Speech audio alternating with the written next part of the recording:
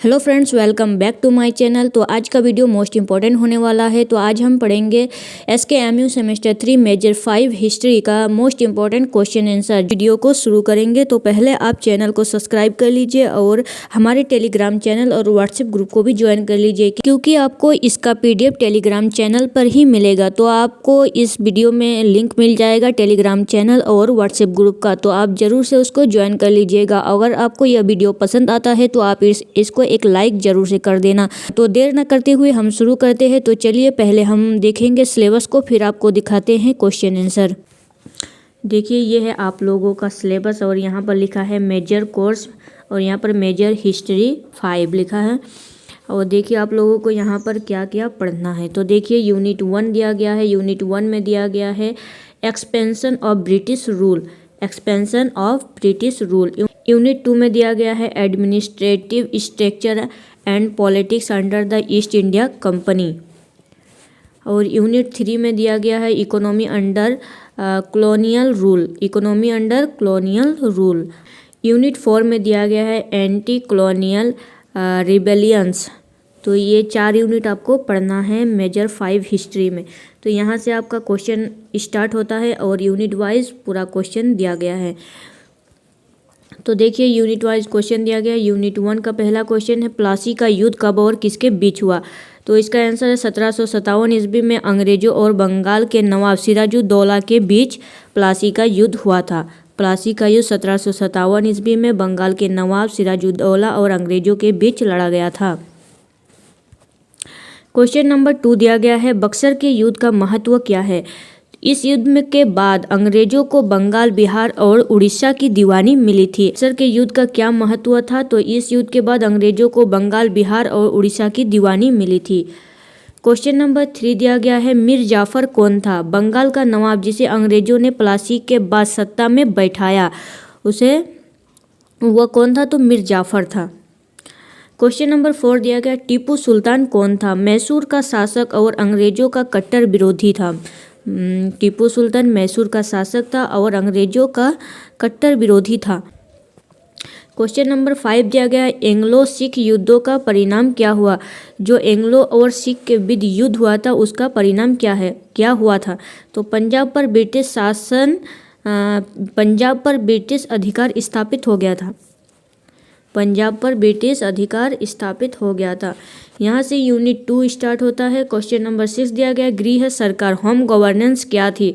तो इंग्लैंड में बैठी वह सरकार जो भारत के प्रशासन को नियंत्रित करती थी।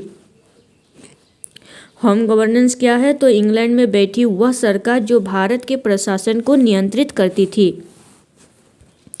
क्वेश्चन नंबर 7 दिया गया सिविल सेवा ICS क्या थी। तो ब्रिटिश शासन की उच्च प्रशासनिक सेवा को सिविल सेवा कहा जाता है। क्वेश्चन नंबर 8 दिया गया रेगुलेटिंग एक्ट 1773 का उद्देश्य क्या था। तो ईस्ट इंडिया कंपनी ने ब्रिटिश सरकार का नियंत्रण बढ़ाना। ईस्ट इंडिया कंपनी पर ब्रिटिश शासन का नियंत्रण बढ़ाना रेगुलेटिंग एक्ट 1773 का उद्देश्य था। क्वेश्चन नंबर 9 दिया गया है बोर्ड ऑफ कंट्रोल क्या था। बोर्ड ऑफ कंट्रोल क्या था। भारत के प्रशासन की निगरानी करने वाली संस्था था। बोर्ड ऑफ कंट्रोल भारत के प्रशासन की निगरानी करने वाला एक संस्था था। क्वेश्चन नंबर 10 दिया गया है कंपनी कालीन न्याय व्यवस्था की एक विशेषता लिखिए। कंपनी कालीन न्याय व्यवस्था की एक विशेषता लिखिए। तो यूरोप कानूनों का आधिकारिक न्याय प्रणाली, यह एक कंपनी कालीन न्याय व्यवस्था का विशेषता है। यूरोप कानूनों पर आधारित न्याय प्रणाली। यूनिट नंबर 3 स्थायी बंदोबस्त क्या था। तो जमींदारों के साथ भूमि राजस्व की स्थायी व्यवस्था था। जमींदारों के साथ भूमि राजस्व की स्थायी व्यवस्था को स्थायी बंदोबस्त कहा जाता है। रैयतबाड़ी व्यवस्था किस क्षेत्र में लागू थी। तो मद्रास और बम्बई के प्रेसिडेंसी में लागू थी रैयतबाड़ी व्यवस्था। क्वेश्चन नंबर 13 दिया गया है महालवाड़ी व्यवस्था क्या थी। तो गांव को राजस्व इकाई मानने वाली व्यवस्था को महालवाड़ी व्यवस्था कहा जाता था। क्वेश्चन नंबर 14 है धन निष्कासन से क्या तात्पर्य है। धन निष्कासन से क्या तात्पर्य है। तो भारत की संपत्ति का इंग्लैंड भेजा जाना धन निकासी है। क्वेश्चन नंबर 15 दिया गया है, औद्योगिक पतन का अर्थ क्या है। औद्योगिक पतन का अर्थ है भारतीय हस्तशिल्प एवं उद्योगों का विनाश। भारतीय हस्तशिल्प एवं उद्योगों का विनाश औद्योगिक पतन का अर्थ है। अब देखिए यूनिट नंबर 4। यूनिट नंबर 4 का क्वेश्चन है, किसान विद्रोह क्यों हुए।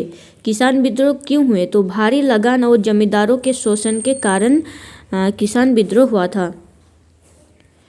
क्वेश्चन नंबर 17 दिया गया, आदिवासी विद्रोह का एक कारण बताइए। आदिवासी विद्रोह का एक कारण क्या था, जंगल और भूमि अधिकारों का हनन करना।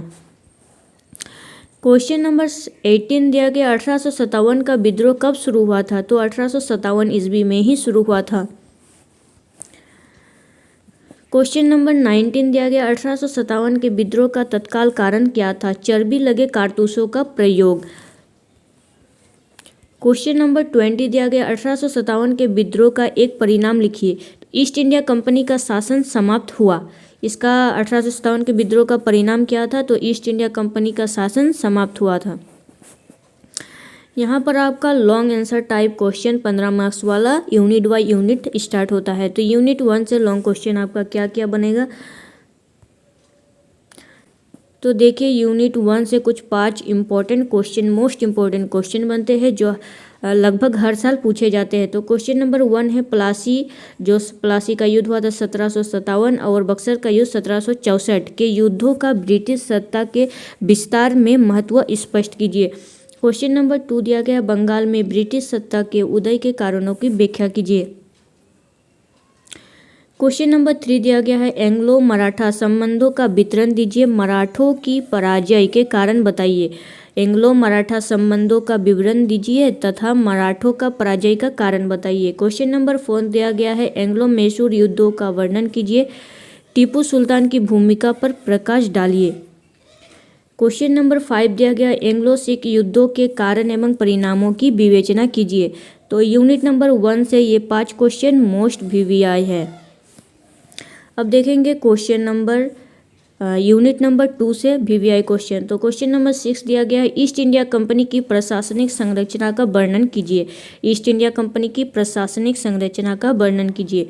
क्वेश्चन नंबर 7 दिया गया, ब्रिटिश शासन की गृह सरकार होम गवर्नेंस की संरचना समझाइए। क्वेश्चन नंबर 8 दिया गया, ब्रिटिश कालीन सिविल सेवा की विशेषताओं का वर्णन कीजिए। तो ब्रिटिश काल में सिविल सेवा का क्या क्या विशेषताएं हैं वो बताना है। क्वेश्चन नंबर 9 है, ईस्ट इंडिया कंपनी की न्यायिक व्यवस्था का विवेचना कीजिए। ईस्ट इंडिया कंपनी की क्या क्या न्यायिक व्यवस्था थी उनका विवेचना करना है। क्वेश्चन नंबर 10 दिया गया, ब्रिटिश प्रशासन की नीतियों का भारतीय समाज में प्रभाव बताइए। ब्रिटिश शासन की नीतियों में भारतीय समाज में क्या प्रभाव पड़ा उसको बताना है।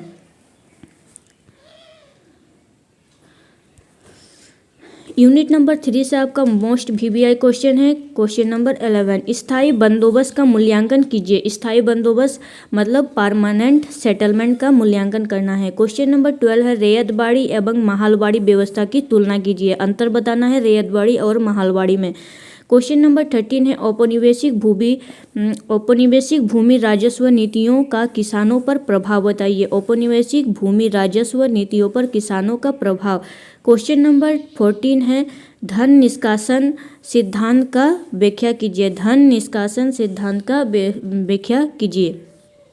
क्वेश्चन नंबर 15 है, औद्योगिक पतन के कारण और परिणाम को बताइए। क्वेश्चन 15 है, औद्योगिक पतन के कारण क्या थे और इनके क्या क्या परिणाम हुए उनको बताना है। और यूनिट नंबर 4 जो कि लास्ट VVI क्वेश्चन है, क्वेश्चन नंबर 16, औपनिवेशिक काल में किसान विद्रोह के कारणों का विश्लेषण कीजिए। औपनिवेशिक काल में किसान विद्रोह के कारणों का विश्लेषण करना है। क्वेश्चन नंबर 17 दिया गया, आदिवासी विद्रोह का स्वरूप एवं महत्व बताइए। आदिवासी विद्रोह का स्वरूप और महत्व। क्वेश्चन नंबर 18 दिया गया, 1857 के विद्रोह के कारणों की विवेचना कीजिए। क्वेश्चन नंबर 18 क्या है, 1857 के विद्रोह के कारणों की विवेचना करें। क्वेश्चन नंबर 19 है, 1857 के विद्रोह की प्रकृति और विस्तार का वर्णन कीजिए। क्वेश्चन नंबर 19 दिया गया, 1857 के विद्रोह का परिणाम और प्रभाव स्पष्ट कीजिए। तो ये था कुछ मोस्ट VVI क्वेश्चन, इसको आप तैयार कर लीजिएगा तो आपको एग्जाम में और कुछ पढ़ के जाने की ज़रूरत नहीं है। तो मिलते हैं नेक्स्ट वीडियो में, तब तक के लिए थैंक यू।